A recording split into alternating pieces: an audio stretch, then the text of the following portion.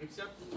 Normalmente hay 3 factores de transcripción que se activan gracias a los toll-like receptors. Sale unos más importantes que otros. Pero entre ellos tenemos al... rosa. No tengo rosa.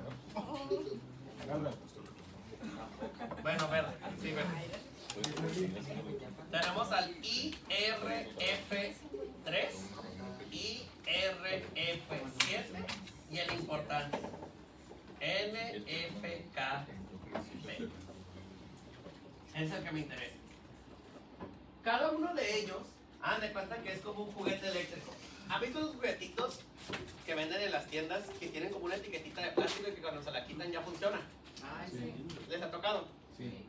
Juguetitos que hacen ruido y tienen una etiquetita de plástico, se la quitan y ya puede hacer ruido. Haz de cuenta que así vienen estos.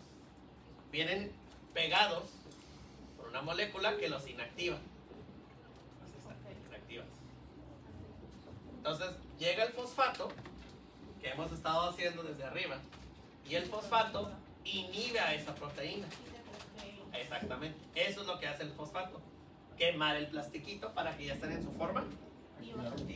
Entonces, sin plástico, están inactivos.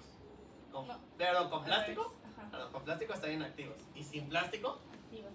Que esa es la función del fosfato. Entonces, se vuelve en su forma de factor de transcripción IRF3, IRF7 y este último, el NFKB, tiene un nombre bien curioso llamado factor nuclear de capa beta. Si a alguien, espero ya le esté sonando el nombre, en hemato vimos que el factor nuclear de capa beta puede ser inhibido por un fármaco.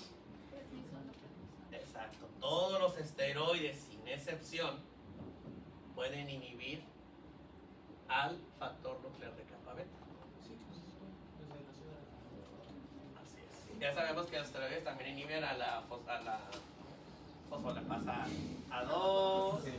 Se durmió un segundo. Exacto. Increíble. Ahora, la pregunta, ahorita. la pregunta es, ¿y qué hace el factor nuclear de capa beta que impacta tanto a los esteroides? Fácil. Dijimos que es un factor de transcripción. ¿Y qué hace la transcripción? ¿Crea el qué? RNA. Ese RNA luego pasa a la Traducción. y la traducción crea proteínas. El dogma, chicos. Replicación, asociación. Factor nuclear de capa beta va a crear proteínas. ¿Qué proteínas creen que crea? Unas bien chafas. Citocinas, antimicrobianos, para ser más exactos, péptidos antimicrobianos, quimiosinas. Y si alguien pregunta qué rayos son estas cosas de quimiosinas, citocinas y antimicrobianos, citocinas proinflamatorias como la interleucina 6, interleucina 6, como la que funcionaba en la eritropoyesis, interleucina 1, interleucina 2. ¿Se acuerdan? ¿Esas cosas? Bueno, voy a borrar esto para ponerles. La 10 no.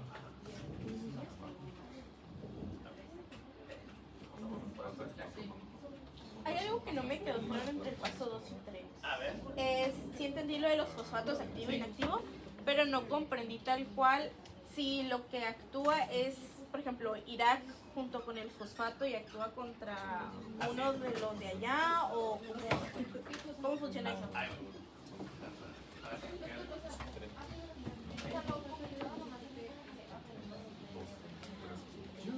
Y las proteínas para que luego se...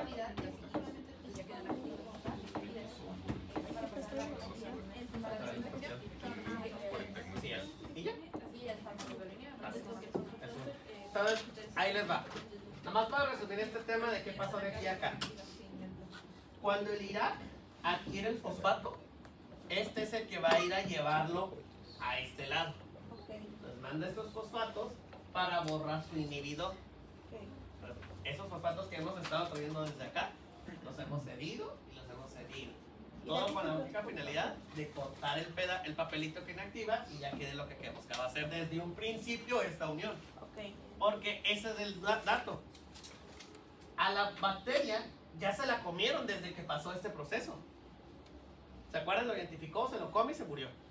Pero cuando se come una bacteria, ¿hasta ahí queda el proceso?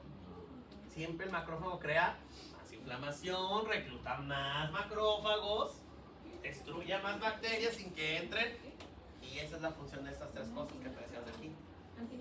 Antimicrobianos. ¿Qué es lo primero? Quimiosinas. ¿Quimiosinas qué hacen? Quimiotaxis. Citocinas, inflamación. Y antimicrobianos, destrucción, sin fagocitar. Vaya, es como me poner insecticidas. Está poniendo veneno para ratas. O vean que insecticida desde un principio, entonces ¿va a haber insectos? Pues no, ¿verdad? Para eso sirven los péptidos antimicrobianos. Pero ¿qué tienen como las quimiosinas, citocinas y antimicrobianos? Que todas son proteínas. Entonces, el punto del factor nuclear de capa beta fue que creáramos estas. Ese fue el punto. Todo esto fue el proceso real por el que se activan los toll-like receptors. No es solo comer, es que podamos generar todo este proceso de acá. O para fines prácticos, lo que vimos hoy es cómo se da la inflamación. Era más feliz, doctor, cuando solo sabía que si se lo comía se activaba la inflamación. Sí, yo también. Era más feliz en salud. Ok. Bueno. Paul, recoge la cabeza por fin. Bueno. Hasta aquí. ¿Alguna duda, pregunta, comentario? ¿Si estás aquí de memoria? ¿Qué es la última palabra que dice? Enrollo. El rollo. Lo que dice siempre. Duda, comentario, tristeza, queja, embrollo. Embrollo. Es que no cuadra decir problema. Suena bien chazo. Bueno, que es todo lo que dice alguna. Duda, queja, comentario. Tristeza. Tristeza, bueno. Ese lo copió un profesor que me daba clase, me da risa. Y me lo sé en los trabajos. Bueno. Chicos, ¿estás aquí? ¿No? ¿Todo bien? Está fácil, está facilito. Ahora, la pregunta del millón es, ¿cómo rayos voy a preguntar esto? ¿Cuál de las siguientes es un ejemplo de molécula de señalización de los toll-like? Cualquiera de esos cuatro. ¿Cuál de las siguientes es un ejemplo de factor de transcripción? Cualquiera de esos tres. ¿Cuántos receptores se ocupan para estar activos? ¿Cuál es un ejemplo de proteína anclada de los toll-like? ¿Qué tipo de receptor son los toll-like receptors?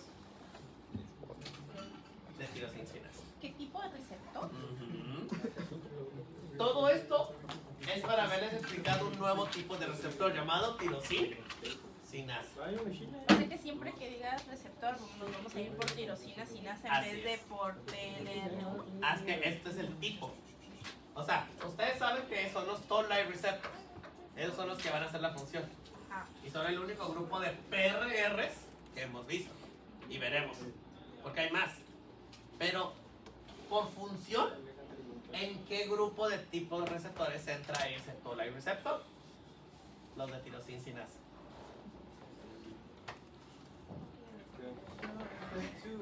Para explicarles un poco más por qué estoy diciendo esa frase, es porque ahorita con todos los ejemplos que les he dado, vimos otro ejemplo de receptores de tirosinasa. El JAK. El JAK2, que crea el STAT, y luego el dímero STAT. Este proceso, también es un ejemplo de receptores de tirosinasa. O sea, todo este procesote es cómo funciona la tirosinasa. O sea, si alguien les pregunta, ¿cómo funciona un receptor de tirosinasa? Ah, igual que los toll-like. Los receptores se unen, proteína clase fosforila con la tirosinasa, manda un fosfato a las proteínas de señalización. Esto activa el factor de transcripción y ya, activa las proteínas pedoras. Acá arriba lo mismo. Ah, llega la eritropoyetina, activa los dos JAK2, activa se fosforila STAT, se juntan dos STAT, transcripción. Pero es el mismo proceso. De hecho, hay una razón de ser por qué se los puse de esta manera.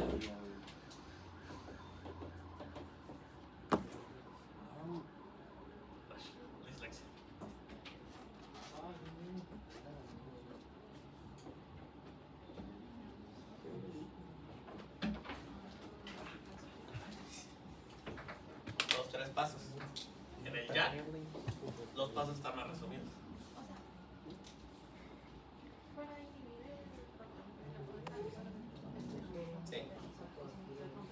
lo mismo. Es que los tritizoles es un ejemplo de... Así, puedo poner otro esteroide. Dexametasona, metilprednisolona, hidrocortisona, betametasona, fluticasona. Todos los esteroides ya se saben de memoria, ¿verdad? Bueno. Luego. Ok. Por tema, lo que vimos fueron cómo funcionan los toll-like receptors. Pero por concepto, lo que vimos fueron los receptores de tirosina quinasa. O sea, este es el concepto de cómo funcionan todos los receptores de tirosina quinasa. Ese fue el concepto. Pero realmente el tema fue el funcionamiento de los toll-like receptors, de cómo activan la inflamación después de fagocitar bacterias, virus, hongos, parásitos o lo que sea. ¿Sale? O sea, el cómo llegamos a que esto pase. Ahora ya lo sabemos. Y esto resumidamente es el funcionamiento de un receptor de tirosina quinasa. Y esto también funciona igual con el JAK. Los receptores de JAK-STAT o JAK2 funcionan con tirosina quinasa. Hay un JAK2 que es como si fueran estas proteínas. Se fosforila gracias a la tirosina quinasa. Activa las proteínas de señalización llamadas STAT y creamos al factor de transcripción llamado dimerstat. Mi preocupación sería que a la hora de un examen pregunte como el receptor y confundirme entre TLR o tirosina. Ok. Ahí viene la pregunta. Y esa sería a lo mejor la duda ya para poder cerrar esta clase y poder empezar mañana parte de la inmunidad adaptativa. Escuchen. Las preguntas serían de la siguiente manera. 1. Los receptores toll-like receptor, ¿qué tipo de receptor son? Tirosina. ¿Cuál es un ejemplo de proteína anclada de toll-like receptor? MID88, TRIP, TRAP, etc. ¿Cuál es un ejemplo de factor de transcripción de los toll-like? IRF7 y el NFKB. Paciente que tiene artritis reumatoide le indican esteroides. ¿Qué parte de todo esto se inhibe? Específicamente es. ¿Cuál es un ejemplo de factor de señalización de los toll-like? Mirac, TAP, RIP, TRAP. ¿Vale? Y ya. Y ya. Ahora, para terminar, chicos, hoy te dijeron una interleucina aquí, ¿no? ¿La interleucina qué? 6. Si alguien recuerda, esta interleucina 6 era la encargada de la hematopoiesis, ¿cierto? ¿Y qué significaba poiesis? ¿Alguien me recuerda? Creación, ¿no? Entonces quiere decir que crea cosas. Quiere decir que la interleucina 6 también tiene receptor. Y adivinen qué receptor, ¿cómo creen que se llama el receptor? Está bien difícil, ¿eh? Bien difícil. Se llama IL6R. Receptor de interleucina 6. Pero ahí les va. Este también es un receptor de membrana. Y tiene una proteína bien difícil de saber, bien curiosa. ¿La qué? Ya. 1. O sea, que entonces quiere decir que, ¿cómo funciona también? Ya estimula y se hace el logo 2 star y el factor de transcripción. Bueno, todas las interleucinas, de la 1 hasta la 999 que existen, funcionan también con JAK star. O sea que este proceso que les puse acá, del JAK, lo puede hacer la eritropoyetina. Sí, yo también. Y lo pueden hacer las interleucinas. Con diferente JAK. Así es. Sería el 2 y el 1. Puede ser el 1, 2 y 1 para hacer esta. Ajá. También puede ser el TNF, que es una interleucina también. Puede ser el interferón gamma. Pero todos funcionan exactamente igual. Con JAK, STAT, dimerstat. O staff, algo así. Así, JAK, STAT, STAT. Chicos, esta clase, si se fijaron, fue exageradamente teórica. Así, vomitivamente. Así, demasiado. Pero no se presta para mucho ahorita bioquímica y inmuno, para más. Entonces, mañana va a haber un cajón al inicio de la clase, ya preguntando eso. ¿Sale?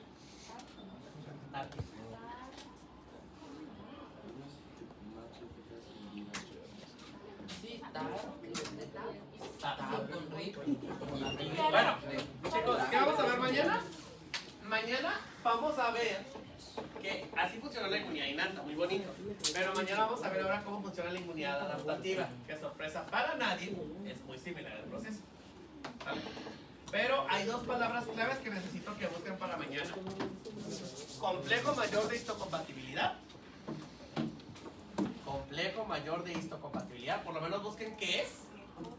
Complejo mayor de histocompatibilidad. Y antígeno leucocitario humano, que se abrevia como HLA. ¿Lo puedes decir otra vez el segundo?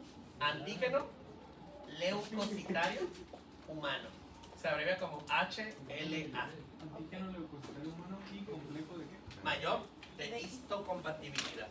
Que ese primero se abrevia como MHC y el segundo se abrevia como HLA. ¿Está bueno? Bueno, ya va, chicos.